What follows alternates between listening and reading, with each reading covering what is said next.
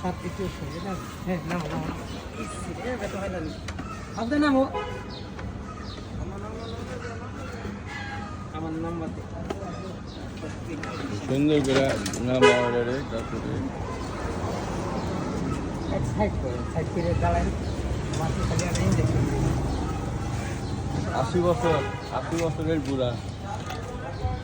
হ্যাঁ